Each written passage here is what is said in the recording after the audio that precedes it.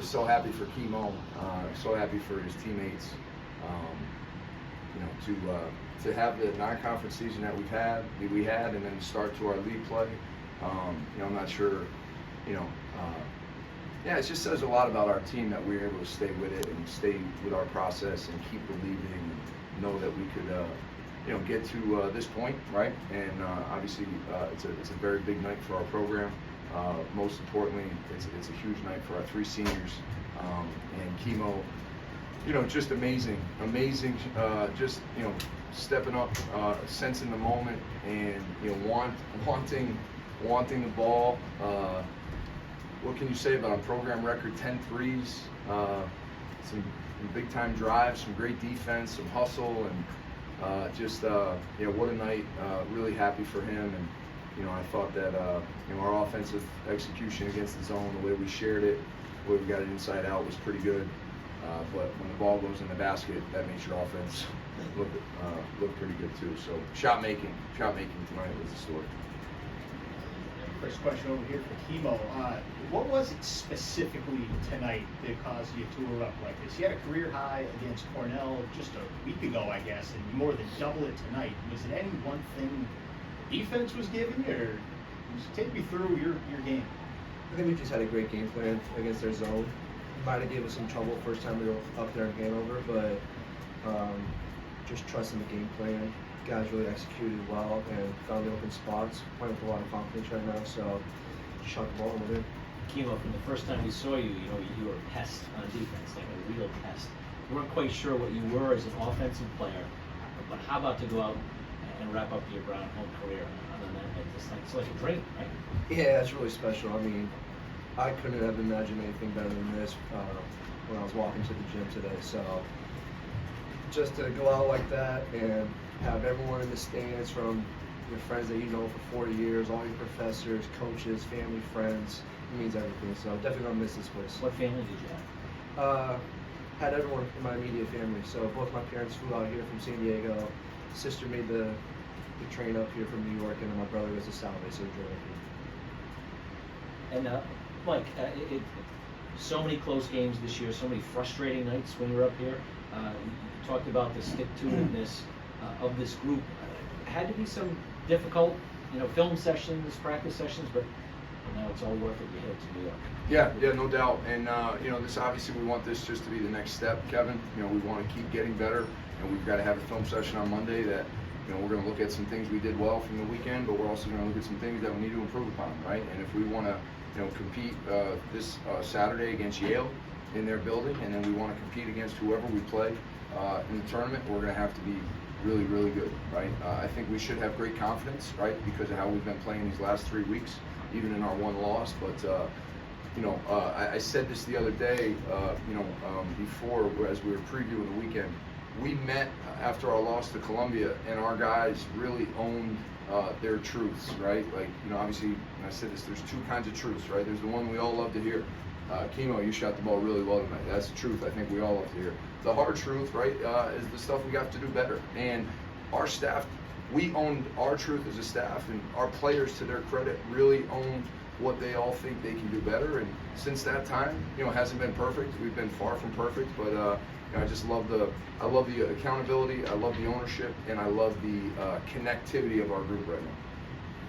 Coach, tell 2 halves, really for the season. You talked about first half of the season. You said there's plenty of basketball left. We're going to right the ship, and it looks like everything's firing right now. As of right now, yeah, we're definitely playing better basketball, but things can change.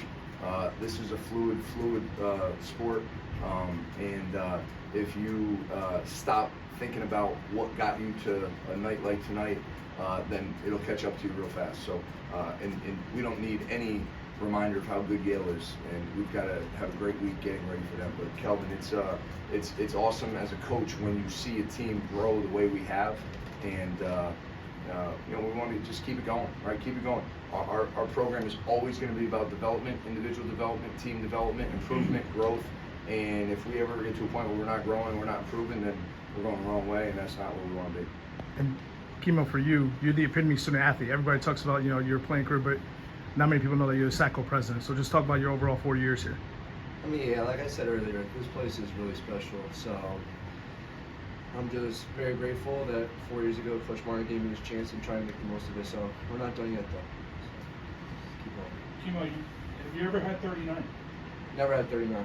So yeah, no, that was a crazy feeling out there. I felt like Keno Lillard. Felt like who? Keno Lillard. I feel like Mike Martin in 2002. Never, not even close. Athletes talk about the zone.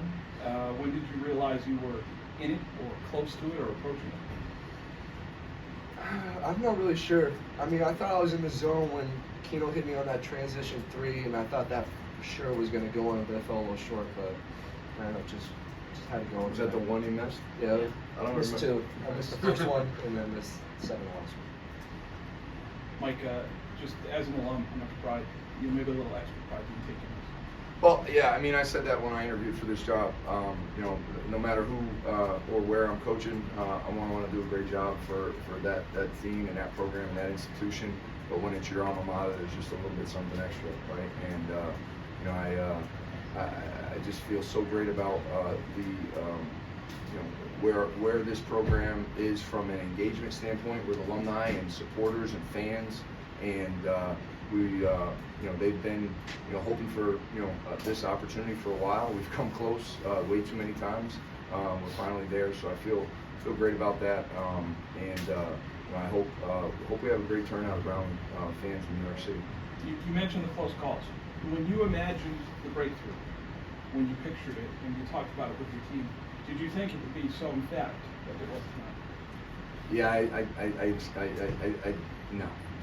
No, I was going to try to say something funny about, like, I knew this guy was going to have 39, and it was going to, obviously last night, I think was, every game, every win is important, every night's important, but I think obviously getting over the hump and winning that overtime game against the team who's been so good in overtime in Tommy's years at Harvard, and his record in overtime is so good, to get over the hump and be able to win the way we did last night. I think you got to go through those things. I think you have to go through some of the losses that we went through early in the non-league. I remember the Vermont game, right? The Bryant game, the Loyola game. We sat about after all those. The game at Dartmouth. I mean, we've had some tough ones, and I think you have to go through that to truly appreciate, the opportunity we have here. In addition, as a staff and some of these older guys, losing your last game of the year last year at home against Yale when you had the opportunity to go. Back in 2020, losing in the tiebreaker, 2019 losing the tiebreaker and a winning in game at Penn. I mean, those are all, I could probably tell you play by play, blow by blow, all those games. So you remember them, and it makes a night like this, you appreciate it. How did you guys reset after last night? It was an emotional win just to get going again. I can imagine. It's a pretty mature group, Eric. These guys are, they believe in our plan, they believe in our process. No matter what happens the night before, our process has always come in. Let's watch that film. Let's dissect it. What do we do better? What can we improve upon? We always finish every film session with our culture plays. As you might imagine, and a culture play is just any moment in the game that helps, we think, advance our culture. As you can imagine, this morning we had a fun time watching our culture plays from last night. But as soon as that was over, the TV went off and it was lock in on Dartmouth scouting report, walkthrough from these guys, our seniors and our veterans, led the way with focus and maturity, and I think that's the only way to do it. They believe in each other, and they believe in what our process is. And you talked about all those things you guys have learned from some of these past losses, some of the close games from this year. Is that what we saw when that lead dipped into single digits again, where they, instead of kind of letting it closer and closer, the guys responded and put them away? Yeah, I thought our huddles were great all night long. We talked about that at halftime. We talked about, before the coaches come in, there's always an opportunity for guys to huddle up. And I saw Mo at one point, maybe even drawing something on a board for Nana, or at least pointing on the board. That's when you have a team that really is owning, the opportunity. And I thought that our huddles were great, our connectivity, our togetherness, and I thought we were prepared for whatever came our way tonight. How close were the fans to get you to put you back in the game? Yeah, I appreciate our fans. They're amazing and they're awesome, but I think his time was due to come out of the game. Having clinched the tournament berth tonight, how might that change your approach next weekend at Yale? Not one bit, Jake. It's an opportunity for us to finish above 500 in league play. It's an opportunity for us to get an opportunity to play against a team that beat us in our building the first game of the year, and our process will never change. We'll continue to prepare and get ready and try to get better, so we're playing our best basketball. Kimo, we had AJ doing his celebration. What's yours? I don't have a celebration. No. Yeah, no. We'll get you an NIL with Ferrari. You know, you got a patch, but you get Ferrari. So Give there me you go. an NIL Ferrari, I'll be forever. Thank you, guys. Thanks, man. Appreciate it. Thanks, guys.